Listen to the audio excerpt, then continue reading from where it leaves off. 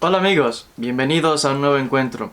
En el vídeo de hoy vamos a conversar sobre el Evangelio perdido de Judas Iscariote.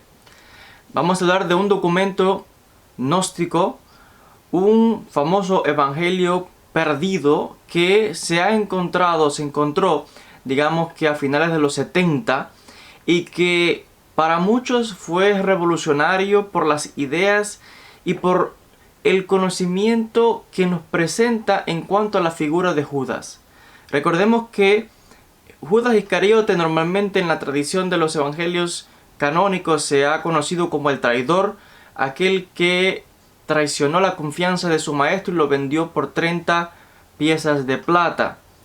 Y aquel que mientras se encontraban en Getsemaní lo traiciona con un beso, y a través de la historia Judas se ha convertido en el traidor por excelencia y sinónimo de el judío, como el judío traidor, como aquel que por su culpa muere o es entregado, y pues la figura de Jesús, ¿no?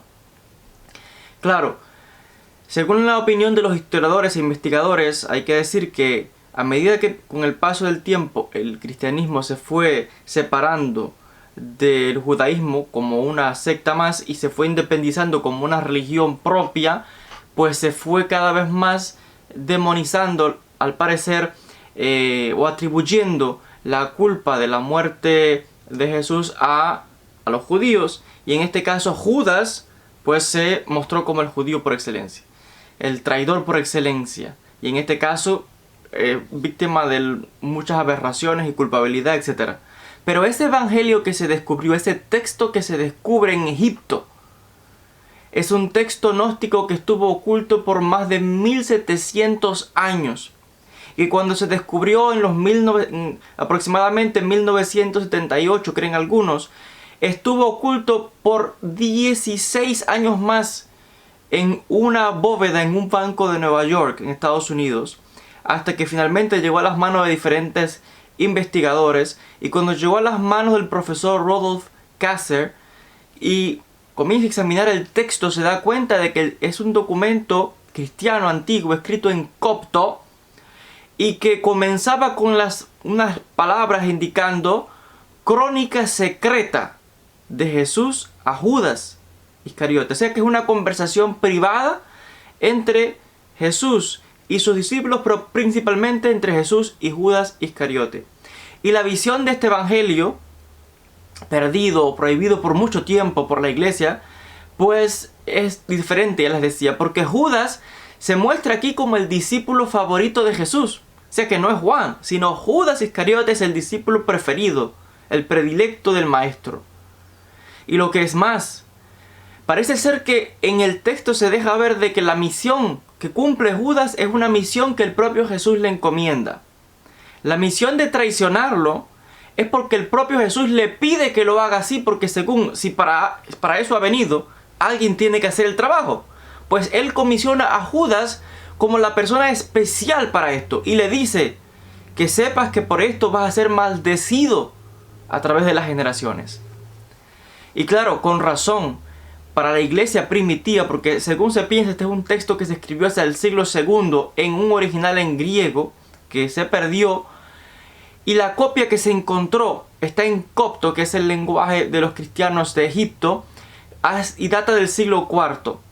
Por tanto, cuando nos encontramos que en estos primeros siglos que se está formando el cristianismo aparecen textos como estos, no les convenía al estatus religioso tradicional estos otros documentos gnósticos, mucho menos, y por tanto los suprimieron, los ocultaron. La gente que tenía estos textos fueron perseguidos. La comunidad gnóstica realmente, que son los místicos del cristianismo primitivo, pues sufrieron persecución y los textos fueron ocultados, como ocurrió con los textos de Nag Hammadi. De hecho, hacia el año 180 de nuestra era, el obispo de Lyon, Ireneo, escribió una serie de refutaciones contra textos herejes, entre los que citó al famoso Evangelio de Judas. O sea que sabemos por Ireneo de que estaba ese original en griego y que pensábamos que estaba perdido hasta que se encuentra. Y lo interesante es que en cuanto a este documento, quiero citar algunos fragmentos porque miren lo que el propio Jesús le revela en confianza a Judas y lo eleva a una posición más importante que nadie más de los discípulos. Y Jesús le dice profetizando a Judas: tú serás el 13º y serás maldito por generaciones y vendrás para reinar sobre ellos. O sea que le está prometiendo reinar sobre los demás discípulos y sobre los demás, me imagino que en este caso, miembros de este grupo cristiano. A Judas es el que le hace esta promesa especial, porque en el texto se muestra que incluso Jesús se burla de los otros apóstoles por no entender su enseñanza, y el único que lo entiende es Judas Iscariote. Y claro, como los demás no entienden de esta misión que se le ha encomendado, pues no se dan cuenta, incluso podrían estar celosos de esta figura. Y es interesante que el mismo Ireneo de Lyon, que decía que escribe estos textos hacia el año 180, hacia final del siglo II, dice que había un grupo de cristianos primitivos que veneraban a Judas como uno más de los santos de esta comunidad y lo tenían en gran respeto, y tenían en su mano y posesión el Evangelio de Judas en griego. Claro, este grupo fue perseguido por la iglesia hasta que fue exterminado.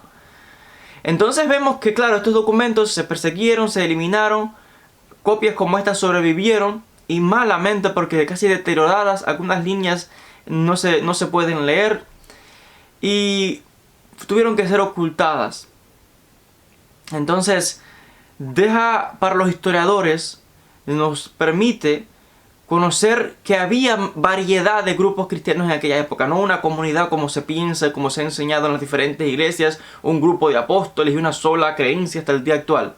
Mentiras. Había muchos grupos con muchas ideas diferentes e interpretaciones sobre la figura de Jesús, sobre el mensaje de Jesús, sobre el papel de Jesús. ¿Quién fue esta figura? ¿Por qué de su muerte? Los discípulos, etc. Entonces nos encontramos con este texto en el que Judas es el héroe, ¿no? Aquel que solamente comprende los secretos del maestro. Y cito nuevamente el documento cuando Jesús le dice lo siguiente a Judas y le promete una revelación, dice, referida a secretos que ninguna otra persona ha conocido nunca. Entonces Judas es portador de un mensaje que los demás discípulos no tenían, según este texto. Y dice, Jesús está agradecido a Judas por lo que tiene que hacer y lo elogia y le dice, tú los operarás a todos ellos, porque tú sacrificarás el hombre que me reviste. La estrella que indica el camino es tu estrella.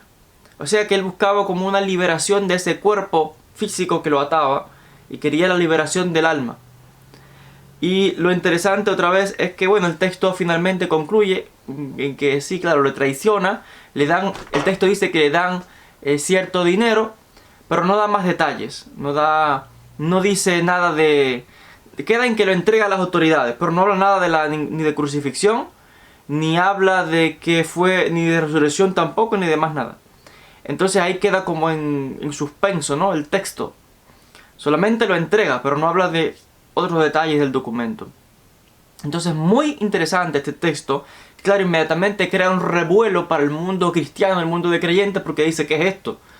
La persona que se ha demonizado ahora es el héroe, y en un texto antiguo, que data del siglo II, en que se piensa que fue su composición, paralelo en que estaban todos estos textos apareciendo y formándose y siendo aceptados estos cánones y documentos antiguos por los primeros cristianos.